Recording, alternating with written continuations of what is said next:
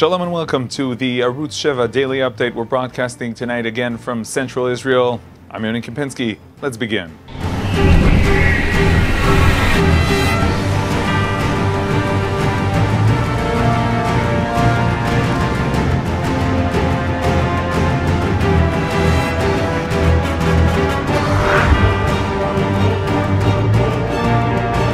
We begin today's update with initial reports about a ceasefire. Egypt is proposing a ceasefire for 9 a.m. tomorrow morning.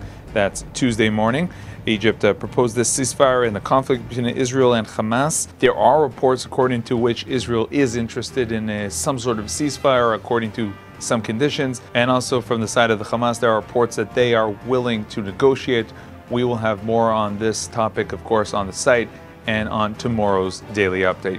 And now a security update, some of the main events we reported today. At 7:30 this evening, a rocket attack from Gaza wounded two girls aged 11 and 13 in the Lakia Bedouin town, one seriously and one moderately.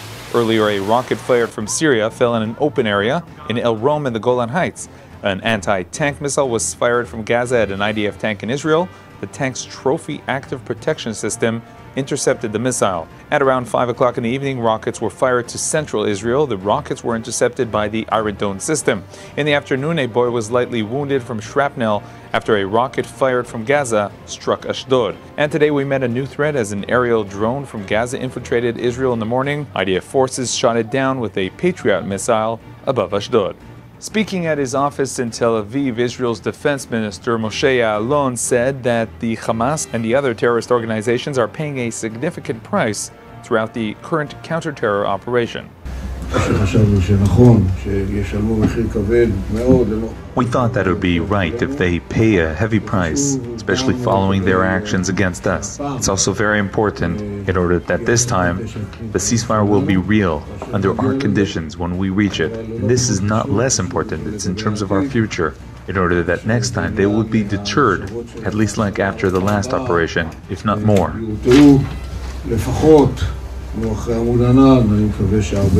Today we had a special opportunity to join the forces during the training exercises, all of which feature tactics for urban warfare. When we asked the officials if the soldiers are preparing for the ground attack in Gaza, they prefer to keep their actual plans in the dark, but it's obvious that the troops will need these maneuvers and methods if they reach the streets and alleys in the Gaza Strip. Around 5 weeks ago, we were called in to help find the abducted teens. After that, we went down south. Since then, our soldiers have been training non-stop. Our soldiers are trained and ready. It's a long time that our soldiers haven't been home, but our motivation is high. We are ready. The tension between the Jewish state and the Arab terrorist organizations was mirrored today in the Knesset Israel parliament, as Knesset member Jamal Zahalka from the Balad party resisted the Knesset's guard and had to be forcibly ejected from the session of the Committee for the Interior after he told Police Commissioner Yochanan Danino that he has blood on his hands. Police had shown the committee video footage of recent Arab rioting in Jerusalem and the Temple Mount, and committee chair MK Miri Regev from the Likud asked him why the police did not close off the Temple Mount to both Jews and Muslims instead of just Jews. MK Zahalka began shouting that police have no business entering the Mount, the holiest place in Judaism, claiming that it is occupied territory. He then told Lieutenant General Danino that he has blood on his hands, prompting a furious reaction by Regev.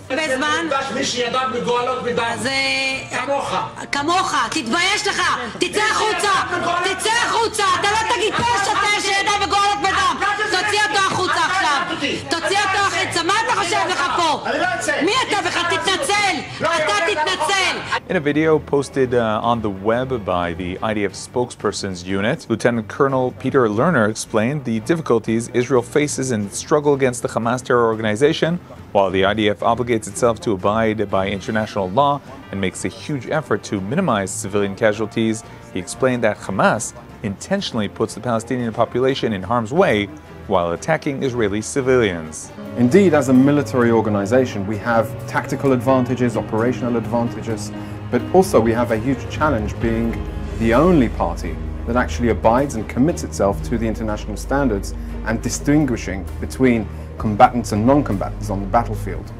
The IDF, unlike Hamas, obligates itself to abide by international law and makes a huge effort to limit civilian casualties and to limit the effect on the civilian population.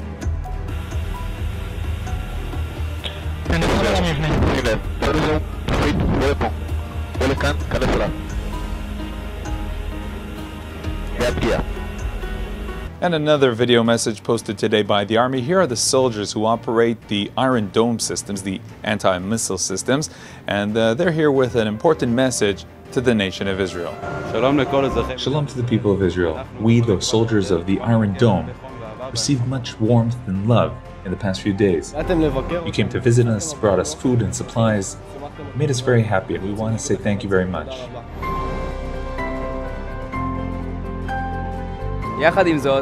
But we want to ask you to stop coming to us. Coming to these open areas endangers you, and we do not want that. Please act according to the rules of the Home Front Command. Let us protect you.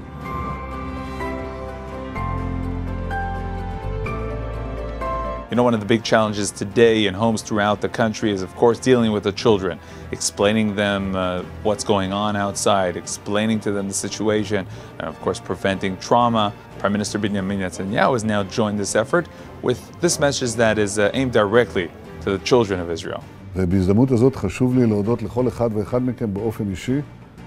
like to thank each and every one of you and your parents. You proved to the terrorists that they will not be able to harm us. I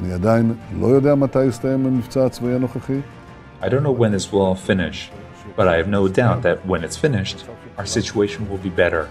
We will do everything that you will be able to do all that you've planned during this summer vacation.